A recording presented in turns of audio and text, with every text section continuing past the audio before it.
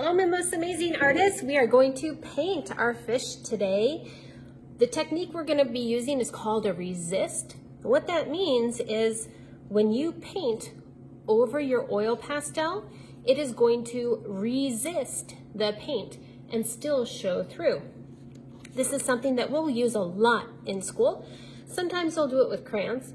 Sometimes we'll do it with oil pastel. Oil pastel sometimes shows up a little bit better. So we're going to pick a couple colors to paint our fish, and we're going to paint the entire section, covering it up. Then we will paint the background as well. And remember, this fishy is in water, so our background color today is going to be blue. Now I've already picked my colors. I'm going to move the blue because I'm not going to use it yet. I've picked purple and green for my fish. So when I paint today, paint is at painting stations. So purple paint is at purple table, blue paint is at blue table. Actually, I'll probably put blue on every table when you're done. I don't know, I'll have to see how that's gonna work. Because you're all gonna need blue. When you paint, please don't stir up the paint. It's already ready to go. Just dip your brush in and wipe it on the side.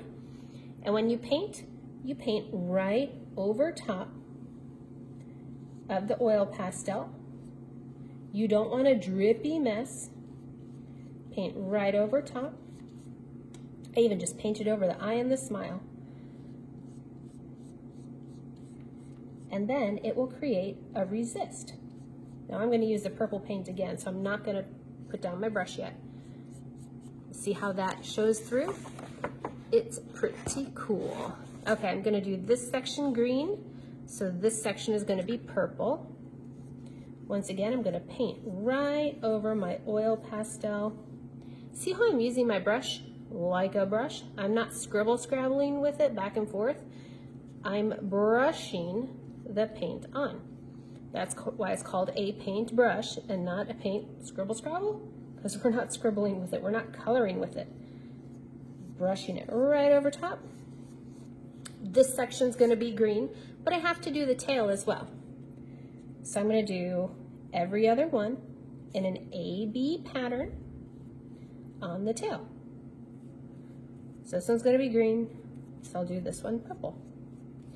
Then I'm done with my purple paint, so I'm going to leave this brush at the purple table, and then I know that I'm going to use green for my other ones now. I have water here because I'm not going to painting stations like you are. All right. Then I'm going to come on to my fish again and paint the other parts of the fish. Once again, using my brush like a brush, not a crayon or a marker. It's the same thing. You don't use a spoon and a fork the same way. You don't use a paintbrush and a crayon the same way because they have different purposes. All right, almost done. And then I'm going to come into my tail and do the two sections of my tail that are going to be green. There we go. Then I'm going to move these to the side so I don't spill them. We're going to do the water. And all the rest of the paper that's white is now going to be blue. So I'm going to take my blue paint and paint around my fish and right over the seaweed. And then the whole thing is going to be blue. I think maybe I'll outline my fish so I don't get my paint in my fish. Also, one more thing before I stop the video here to let you guys start. You'll notice that I don't have a drippy mess of paint. When you do it, we don't want puddles like this. That's way too much paint. If I say, oh, you have puddles, you're gonna take it and brush right over it. See how much I can paint with just that watercolor that was right there? Work it into your paper because we don't want drippy messes because it'll drip when you walk to the drying rack.